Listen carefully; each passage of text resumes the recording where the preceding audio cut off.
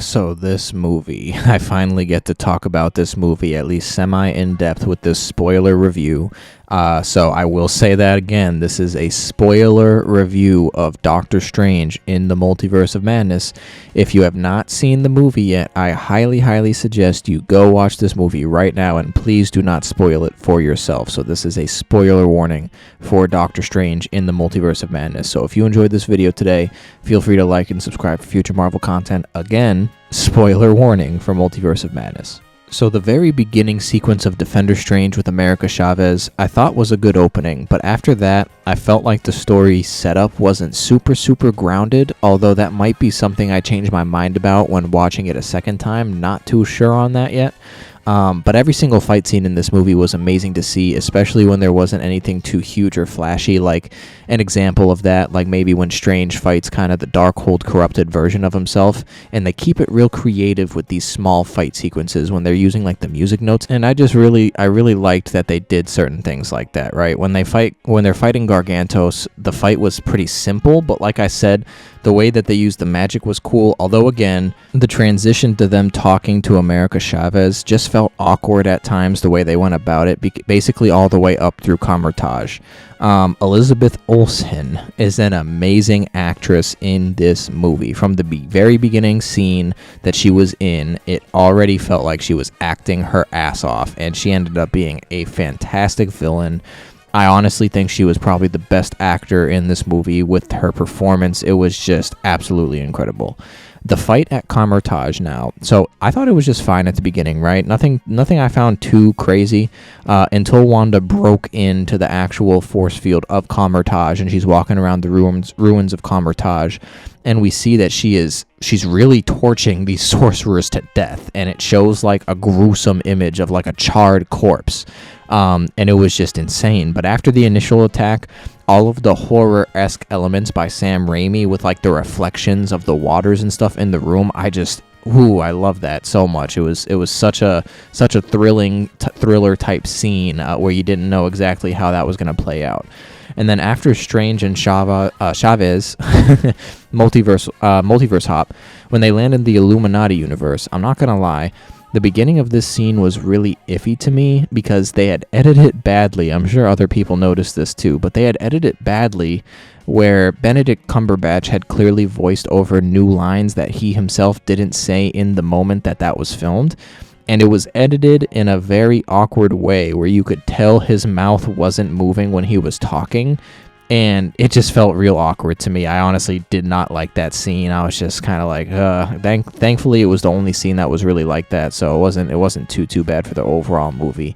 And then we get a small origin for America Chavez, where it seems to solidify an origin similar to the comics in the Utopian Parallel, which is an area outside of the multiverse, or not outside of the multiverse, but it's like kind of multiverse adjacent almost. Like it's not in a particular universe. It's a region outside of universes.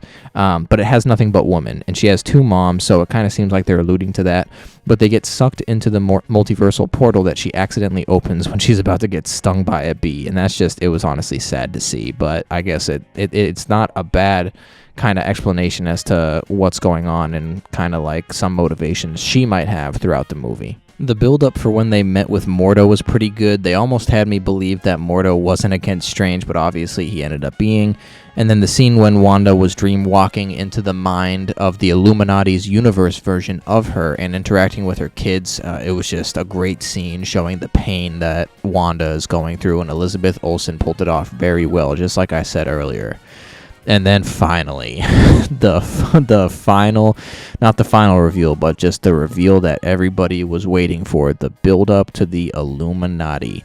We finally get the reveal of who the Illuminati are in this universe, and it turns out to be Supreme Mordo, Captain Carter, Black Bolt, a Maria Rambeau version of Captain Marvel, and my man, John Krasinski, playing Reed Richards, Mr. Fantastic, the leader of the Fantastic Four. The fact that I am speaking these words right now about Black Bolt and Reed Richards being in the MCU in this movie are still so insane to me. It's just so crazy that this is real right now, truly. Also, obviously, the final reveal of the Illuminati is of Professor X, who obviously fantastic reveal for him as well. We already did know he was in the movie, but it was still a fantastic reveal because they played a little motif from the X-Men animated series, and it was awesome when he came on, man. So the Illuminati reveal that the Doctor Strange of their universe had used the Darkhold to basically kill Thanos, but I'm honestly, I'll be completely honest here, I'm a little confused on some of the details of this part specifically because I was honestly lost in my excitement at Reed Richards existing in the MCU. Black Bolt too. It's honestly a little sad that Black Bolt kind of, I feel like, was put in the back seat because nobody in my theater really cheered at Black Bolt. I don't know if that's because people don't know who he is, but Black Bolt is an insane character and I was excited to see him.